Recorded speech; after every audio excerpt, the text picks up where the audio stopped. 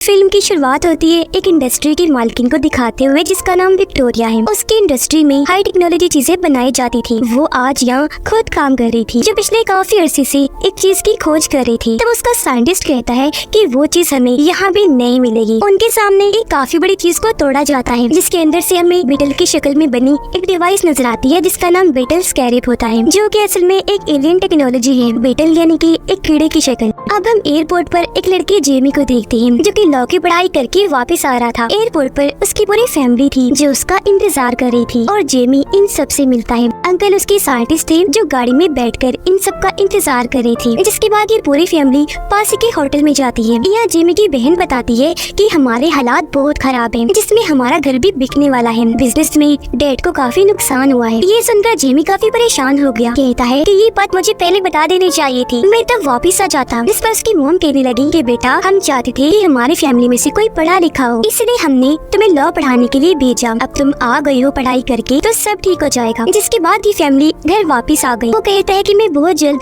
अच्छा सा काम करके इतने पैसे कमाऊंगा कि अपनी फैमिली को अमीर इलाके में ले जाऊंगा। फिर अगले ही दिन हम जेमी को काफी आलीशान घर के सामने देखते हैं जहाँ उसकी बहन कहती है आ जाओ जेमी सफाई करवा कर। दरअसल वो दोनों यहाँ पर जॉब कर रही थी और फिलहाल उनके पास करने का यही काम था। इतनी ही देर में यहाँ विक्टोरिया आ गई अपने गार्ड के साथ, क्योंकि ये उसी का घर था। अब जब विक्टोरिया आगे बढ़ी तो हम उसकी भतीजी को देखते हैं जिसका नाम जेना था। वो उस पर बहुत ज्यादा गुस्सा करती है। जेना उसे एक वीडियो दिखाती है जिसमें विक्टोरिया ने एक हाईटेक डिवाइस बनाई थी। उस डिवाइस को जब किसी इंसान में लगाया जाता है तो वो इंसान बहुत ताकतवर सोल्जर बन जाता है। इतना ताकतवर कि वो सोल्जर अकेला ही पूरी आर्मी पर भारी पड़ सकता है और एक हथियार की तरह काम कर सकता है। जेना बताती है कि इस प्रोजेक्ट की वजह से ही मैं भड़की हुई हूँ, क्योंकि इस पर तुम्हारा काम काफी आगे बढ़ चुका है। हालांकि हमने सालों पहले ये प्रोजेक्ट बंद कर दिया था और इसे रोकने का फैसला मेरे डैड का था, क्योंकि इस डिवाइस की मदद से इंसान हथियार जैसा बन जाएगा, दुनिया को तबाह कर देगा। मेरे डैड तबाहकुन इंसान बनाना नहीं चाहते थे, तो फिर आप दोबारा क्यों इस टेक्नोलॉजी को इस्तेमाल में ला रही हैं? इस पर विक्टोरिया भी गुस्सा हो जाती है। कहती है कि तुम्हारे डैड की बात मैंने इस कंपनी को चलाया, तुम्हारा इस कंपनी में बस हिस्सा ही है। इसे कैसे चलाना है ये मेरा काम है, मैं ही बेहतर जानती हूँ। मैं नहीं चाहती कि तुम या तुम्हारी माँ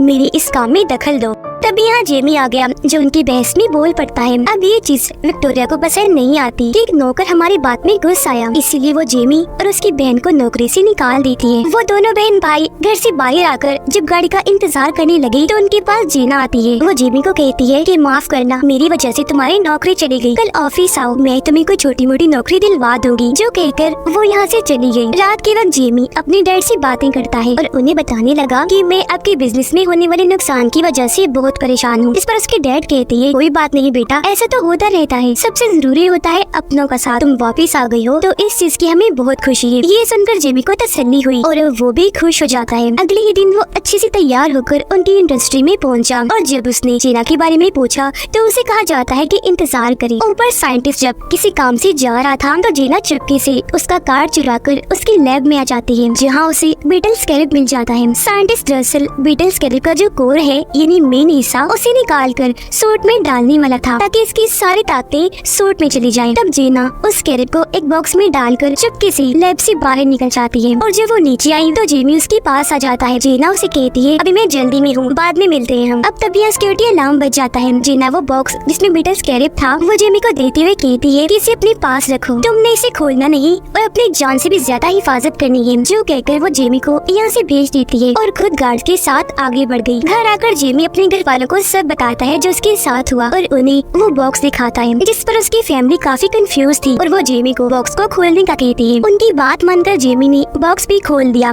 जिसके अंदर से उन्हें बीटल स्कैरेब मिलता है, जिसे जेमी बड़े गौर से देखने लगा। जब उसने हाथ में लिया तो स्कैरेब चमकने लगा और अचानक ही ऑन होकर जेमी के मुंह पर चिपक जाता है, जो देखकर सारे घर वाले काफी डर गए। जिसके साथ जेमी का जिस्म अचानक से खौफनाक तरीके से बदलने लगा। उसके जिस्म पर सूट चढ़ना शुरू हो जाता है और अब वो बन जाता है ब्लू बीटल, जो इस मूवी का नाम भी है। और अब पूरी तरह सूट जेमी को कवर कर लेता है, जिसके फौरन बाद सूट के अंदर से उसके असिस्टेंट की आवाज आने लगती है जो दरअसल एक टेक्नोलॉजी है। वो कहती है कि जेमी ब्लू बीटल बनने के लिए मैंने ही तुम्हें चुना है और अब तुम तैयार हो जाओ मेरी ताकतें देखने के लिए। जो कहकर जोर से जेमी को उड़ाकर वो आसमान पर ले जाती है। भी एकदम से वापस जमीन पर ले आई, जहाँ जेमी यानी ब्लू बीटल के सामने एक बस आ रही थी। यह असिस्टेंट ने इस सूट की ताकतों को और बढ़ा दिया। वो अपनी फुल ताकत से एक्टिवेट हुआ, जिससे टकराने की वजह से बस के 2 टुकड़े हो जाते हैं। यह असिस्टेंट जेमी को समझाती है कि ब्लू बीटल सूट को कैसे इस्तेमाल करना है। जो सब बताने के बाद वो उसे घर ले आई। तब तक जेमी के जिस्म से वो सूट गायब हो चुका था। उसके जिस्म पर अब कोई कपड़े नहीं थे और क्योंकि इस सब में वो काफी थक गया था, इसलिए वहीं बेहोश हो जाता है। काफी घंटों के बाद जब उसे होश आई तो वो बिल्कुल ठीक था। उसे अपने पीछे जब अजीब सा महसूस हुआ तो उसने अपनी कमर चेक की, जहाँ बीटल स्कैरिब उसकी पीठ के साथ चिपक गया था। ये देखकर वो काफी घबरा गया। ये तय है कि मैं इस बारे में जेना से बात करूंगा, जो बोलकर वो घर से निकल गया। थोड़ी देर बाद वो जेना को इंडस्ट्री से बाहर भागता हुआ देखता है, जहाँ उसके पीछे कुछ लोग पड़े हुए थे। जेमी जल्दी से उसे गाड़ी में बिठा लेता है, लेकिन जो लोग पीछे पड़े हुए थे वो उनकी गाड़ी पर गोलियां चलाने लगे। उनसे बचने के लिए जेमी गाड़ी तेज भगाने लगता है और अब ये अपने घर की तरफ जाने लगा। घर आकर दोनों सबसे मिलते हैं। अब जिन्ना जेमी से पूछती है कि स्कैरिब कहाँ है, तो वो उसे अपनी पीठ दिखाते हुए कहता है कि देखो ये यहाँ फिक्स हो गया है, चिपक गया है। ये देखकर जेना काफी हैरान हुई। फिर बताती है कि ये इसलिए चिपका क्योंकि इसकी शक्ल बीटल जैसी जो है, और ये है बीटल स्कैरिब, जिसे पहले मेरे डैड भी इस्तेमाल किया करते थे, लेकिन अचानक वो गायब हो गई और मेरे ख्याल से अब वो नहीं रही। लेकिन जब वो जिंदा थे तो इस टेक्नोलॉजी को उन्होंने बंद कर दिया था, लेकिन मेरी आंट विक्टोरिया ने इस टेक्नोलॉजी को फिर से इस्तेमाल करना शुरू कर दिया, क्योंकि वो जानती है कि बीटल स्कैरिब के कोर में बहुत ताकत है। मेरे डैड इस बात से इत्तेफाक नहीं करते थे, उन्होंने इस बात की मुखालफत की क्योंकि उनका मानना था कि बीटल स्कैरिब खुद उस इंसान को चुनेगा कि कौन ब्लू बीटल बनेगा और उसकी ताकतें इस्तेमाल करने का असली हकदार होगा। और इस बार बीटल ने जेमी को चुना है। जेमी कहता है कि मुझे नहीं चाहिए ये, मुझे इस बीटल स्कैरिब को निकालना है, कोई हल बताओ। जिस पर जीना कहती है कि एक हल है मेरे पास, लेकिन उसके लिए मुझे एक जगह पर जाना है जिस जगह की चाबी मेरी कंपनी में है, लेकिन वहाँ जाना खतरनाक है। जिस पर जेमी के अंकल जो साइंटिस्ट थे बताते हैं कि मैंने एक ऐसी डिवाइस बनाई है जिसकी मदद से मैं एक साथ पूरे बिल्डिंग के सभी सिस्टम को हैक करके अपने कंट्रोल में कर सकता हूँ, जिसके बाद उनकी कंपनी के सभी कैमरा सिस्टम को हैक कर लिया जाता है और वहाँ एक कार्टून चलना शुरू हो जाता है। इस बीच मौका पाकर जेनी अंदर घुसी और कंपनी की एक घड़ी चुरा कर जेमी के साथ वहाँ से बाहर आ जाती है। बाहर विक्टोरिया का गार्ड खड़ा था जो इनको मारने के लिए तेजी से इनकी तरफ आने लगा। उसने जैसे हमला करने के लिए हाथ आगे किया, जेमी उसके हाथ को पकड़ लेता है और अचानक ही उसका सूट एक्टिवेट हो गया और वो फिर से बन गया ब्लू बीटल। इसलिए वो गार्ड को मारकर दूर फेंक देता है। ये देखकर गार्ड भी अपने असली रूप में आ गया। दरअसल उसे भी विक्टोरिया ने एक सूट बना कर दिया था, वो भी एक्टिवेट होकर इसके जिस्म पर चढ़ जाता है। वो फिर से ब्लू बीटल पर हमला कर देता है। एक साथ उसने कई हमले किए जिन सबको ब्लू बीटल ने अपनी ताकतों से रोक दिया। लेकिन एक वक्त ऐसा आता है जब गार्ड ब्लू बीटल पर भारी पड़ने लगा। उसने बीटल को दबोच लिया और बस उसे मारने ही वाला था कि तभी गाड़ी लेकर जेमी के अंकल यहाँ आ गए। उसने जोर से गार्ड के अंदर गाड़ी दे मारी, जिससे वो काफी दूर जाके गिरा। अब ये मौका देखकर तीनों जल्दी से गाड़ी में बैठे और यहाँ से निकल गए। जीना उन्हें कहती है कि अब हमें शहर से बाहर जाना है। शहर से बाहर आते ही ये जीना के डैड के दूसरे घर पर गए, जहाँ जमीन पर एक काफी बड़ा बीटल बना हुआ था। उसे देखकर जीना हाथ में बनी हुई घड़ी के जरिए उस बीटल के नीचे बनी खुफिया रास्ते को खोल लेती है और ये तीनों नीचे आ जाते हैं। यहाँ आकर पता चला कि सबसे पहले ब्लू बीटल जीना के डैड थे। उन्होंने ही सबसे पहले बीटल स्कैरिब की ताकतों और टेक्नोलॉजी को इस्तेमाल किया। अब यहाँ की हर एक चीज को देखकर जेमी के अंकल काफी मुतासिर हुए और वो बीटल स्कैरिब की टेक्नोलॉजी को समझने लगते हैं, जिसके मुताबिक अगर स्कैरिब ने खुद तो किसी के साथ जोड़ लिया तो उसे अलग नहीं किया जा सकता। तो जाहिर है ये बीटल स्कैरिब अब जेमी से अलग भी नहीं किया जा सकता। वो उस इंसान की हर एक सेल से जुड़ जाती है और अगर ऐसा हुआ तो इसमें जेमी की मौत हो सकती है। अब ये सुनकर जेमी को काफी गुस्सा आ जाता है। वो वहाँ से निकलकर छत पर आकर बैठ गया। थोड़ी देर की बाद उसके अंकल भी उसके पास आकर बैठ गए और जेमी को समझाने लगते हैं कि जेना की मदद से तुम्हें जो पावर मिली है वो काफी अच्छी है। जिन पावर्स के लिए लोग तो तरसते हैं तो तुम्हें वो ऐसे मिल गई। तभी छत पर जीना भी आ गई। देखती है कि एक हाईटेक प्लेन शहर से उड़ा और अब जेमी के घर की तरफ आ रहा है। उसे शक हुआ। उसने इस बारे में जेमी और उसके अंकल को बताया। ये लोग देखते हैं कि प्लेन में भी बहुत सारे लोग हैं और इनके घर के बाहर भी बहुत सारे सोल्जर्स खड़े हैं। ये देखकर जेमी समझ गया कि हम पर कोई मुसीबत आने वाली है। उससे अपनी फैमिली की फिक्र थी तो उनकी मदद करने के लिए वो चिल्लाने लगा ताकि उसका सूट ऑन हो जाए, लेकिन ऐसा नहीं होता। इससे जेमी समझ गया कि ये सूट मुझे मुसीबत में देकर ही एक्टिवेट होता है, इसीलिए वो वहाँ से कूद पड़ता है। अब वो नीचे गिरकर मर ना जाए इसलिए ब्लू बीटल हवा में आते ही एक्टिवेट हो गया और अब ब्लू बीटल बनते ही वो वहाँ से आगे बढ़ जाता है। हाईटेक प्लेन में विक्टोरिया और उसका गार्ड थी। नीचे सोल्जर्स जेमी के घर में घुसकर सबको बाहर निकाल रहे थे, लेकिन तभी जेमी इन्हीं ब्लू बीटल उड़ता हुआ वहाँ आया और अपने मुक्कों से मारता हुआ सब सोल्जर्स को उड़ा देता है और अपने घर वालों को यहाँ से भागने का कहता है। अब ब्लू बीटल की असिस्टेंट काफी बड़ी मशीन गन एक्टिवेट करती है और सभी सोल्जर्स को एक साथ उड़ाने का सोचती है। इस पर ब्लू बीटल उसे कहता है कि हम इन्हें जान से नहीं मारते, बस वैसे ही जख्मी कर देते हैं। जो कहकर वो अपनी ताकतवर मशीन को एक्टिवेट करके सबको मार मार के बेहोश कर देता है। ऊपर से विक्टोरिया का गार्ड ब्लू बीटल पर निशाना लगा के खड़ा हो जाता है ताकि एक ही झटके में वो उड़ जाए। दूसरी साइड पर बीटल भी तैयार था, लेकिन तभी बीटल ने देखा कि मेरी डैड को दौरा पड़ रहा है, इसलिए वो जल्दी से उनके पास आया। इस चीज का फायदा उठाकर गार्ड अपनी टेक्नोलॉजी से ब्लू बीटल को कमजोर करके उसे कैद कर लेता है, जिससे अब वो कुछ भी नहीं कर पा रहा था। ब्लू बीटल के सामने उसके डैड मर रहे थे और फिर पीछे से एक धमाका करके उसके पूरे ही घर को उड़ा दिया जाता है। जिसके बाद गार्ड जेमी को, जो ब्लू बीटल से बाहर आ गया था, प्लेन में उड़ाकर अपने साथ ले जाता है। उनके जाने के बाद पूरी फैमिली यहाँ आई। देखते हैं कि जेमी के डैड अब नहीं रहे, उनकी मौत हो चुकी है। ऐसे अगला दिन आ गया जहाँ उसके डैड के मरने और जेमी के जाने से सारे काफी परेशान थे। दादी सबको इकट्ठा करती है, कहती है कि कैसे भी करके हमें जेमी को बचाना है, किसी सूरत उसे नहीं खोना। इस पर जीना जवाब देती है कि इस मिशन में मैं भी आपका पूरा साथ दूंगी। जो कहने के बाद जीना उन्हें अपने डैड की एक और जगह पर लेकर गई, जहाँ उसके डैड ने एक बीटल प्लेन भी बनाया हुआ था, जिसके अंदर बैठकर ये लोग यहाँ से निकल जाते हैं। प्लेन में जीना उन सबको अपने डैड के बनाए हाईटेक हथियार देती है, जिसमें जेमी की दादी एक मशीन गन लेती है। फिर ये लोग विक्टोरिया की आइलैंड पर बने उसके किले को देखते हैं और दादी प्लान बनाती है कि हम उन दुश्मनों का पहले ध्यान भटकाएंगे और अगर उन्हें मारना हुआ तो मारेंगे, फिर अंदर जाकर जेमी को बचा लेंगे। उधर विक्टोरिया ने जेमी को उल्टा लटकाया हुआ था, क्योंकि वो उसकी बीटल टेक्नोलॉजी को निकाल कर अपने गार्ड में डालने वाली थी। यहाँ जेमी साइंटिस्ट से मदद मांगता है, जिस पर वो जवाब देता है कि सॉरी, मैं तुम्हारी कोई मदद नहीं कर सकता। साइंटिस्ट बताता है कि इस चीज में जेमी मारा जा सकता है। इस पर वो जवाब देती है कि मुझे इससे कोई फर्क भी नहीं पड़ता।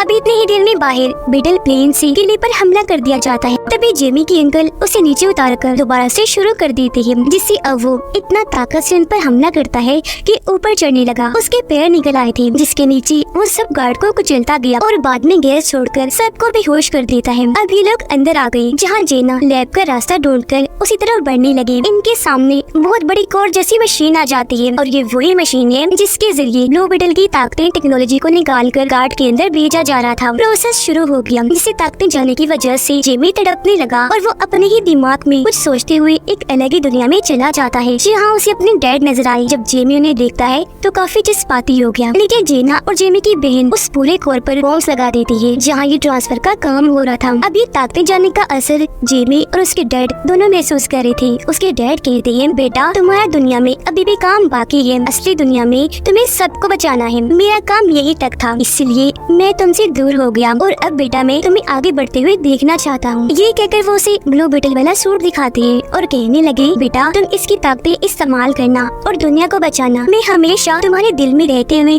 तुम्हें महसूस होता रहूंगा। जो कहकर वो यहाँ से गायब हो जाते हैं। अब ये जगह टूटना शुरू हो गई, क्योंकि तबाह हो रही थी। सब कुछ टेस्टनेस होने से पहले जेमी ठीक वक्त पर अपने ब्लू बीटल वाले सूट को हाथ लगा देता है, जहाँ बाहर तब तक उसकी सारी पावर्स और टेक्नोलॉजी को उसमें से निकाल कर गार्ड में डाल दिया गया था और अब गार्ड अपनी नई टेक्नोलॉजी के साथ बिल्कुल तैयार था। लेकिन इससे पहले कि जेमी मरता, जीना वहाँ धमाका कर देती है, जिससे वो पूरी कोर मशीन तबाह बर्बाद हो जाती है, क्योंकि वहाँ धमाका ही बहुत बड़ा हुआ था। और ऐसा होते ही जेमी उनकी कैद से आजाद हो गया। वो अपनी ताकतों को एक्टिवेट करने की कोशिश करने लगा। इस पर असिस्टेंट कहती है कि ब्लू बीटल की एक्टिवेट होने में थोड़ा वक्त लगेगा, क्योंकि वो चार्ज नहीं है। अब यहाँ से साइंटिस्ट जेमी की मदद करता है भागने में, और जब इस बात का गार्ड को पता चला, उसने साइंटिस्ट को मार दिया। जेमी वहाँ से भागता है और गार्ड, जो अपने सूट के साथ बिल्कुल तैयार था, वो अपना कोई भी हथियार इस्तेमाल कर सकता था और उसे ऐसे पाकर विक्टोरिया काफी खुश थी।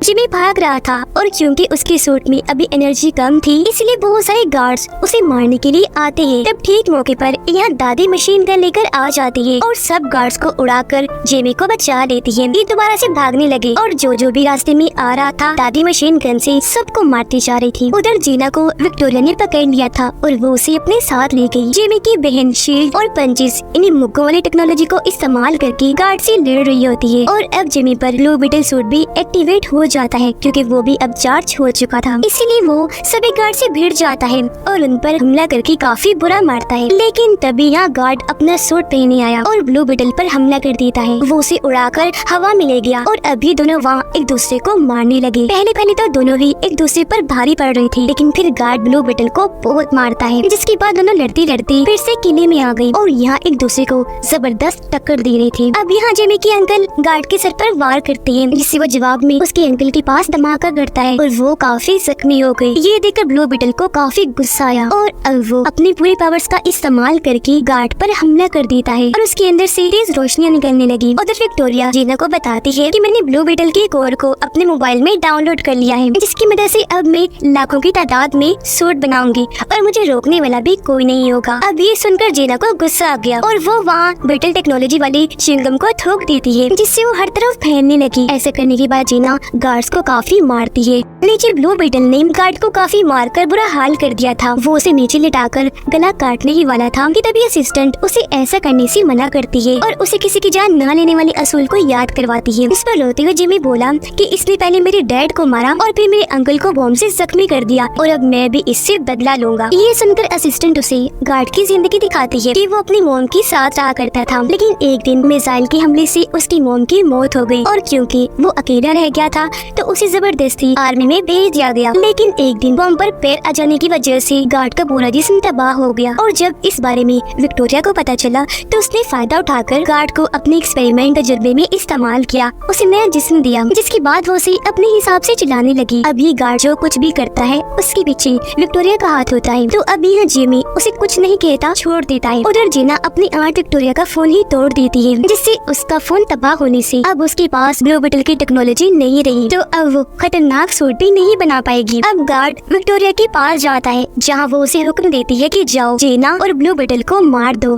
लेकिन इस बार वो ऐसा नहीं करता, बल्कि विक्टोरिया को पकड़ के अपनी मॉम को याद करके अपना सूट तबाह कर देता है, जो देखकर जीना और जेमी जल्दी से आकर बीटल प्लेन में बैठ जाते हैं। वहाँ काफी बड़ा धमाका होने लगा, जिसमें गार्ड और विक्टोरिया के मरने के साथ साथ पूरा किला भी तबाह हो गया, जबकि वो सारे लोग बीटल प्लेन में बैठकर वहाँ से निकल गए। जेमी देखता है कि मेरे अंकल मरे नहीं बल्कि जिंदा बच गए थे, तो उन्हें देखकर जेमी बहुत खुश हो जाता है। कुछ दिन के बाद दिखाया गया कि विक्टोरिया के मरने के बाद अब जीना इस इंडस्ट्री को चलाने वाली है। वो खबरों में बताती है कि मैं कंपनी में हो रहे गलत कामों को रोककर कंपनी को अच्छे रास्ते पर चलाऊंगी। अब घर में जीना आई, जो कहती है कि मैंने आप सबकी मदद करने के लिए इस पूरे जगह को खरीद लिया है और मैं ये जगह वापस आपको तोहफे में दे रही हूँ, आप यहाँ अच्छी जिंदगी गुजारिए। जो सुनकर सारी फैमिली बहुत खुश हो जाती है। अब जब जीना वहाँ से जा रही थी तो उसे छोड़ने जिमी भी उसके साथ आया। वो यहाँ उसे अपने दिल की बात करता है कि मैं तुमसे प्यार करता हूँ, मुझसे शादी करोगी? ये सुनकर जीना बहुत खुश हो जाती है और हाँ बोलकर दोनों गले से लग जाते हैं। अब तब यहाँ जेमी का ब्लू बीटल सूट फिर से एक्टिवेट हो गया, जिसके साथ दोनों हवा में उड़ते उड़ते काफी ऊपर चले जाते हैं और अपनी इस सैर को काफी एंजॉय करने लगे। और इसी के साथ इस फिल्म के यहीं पर हैप्पी एंडिंग हो जाती है।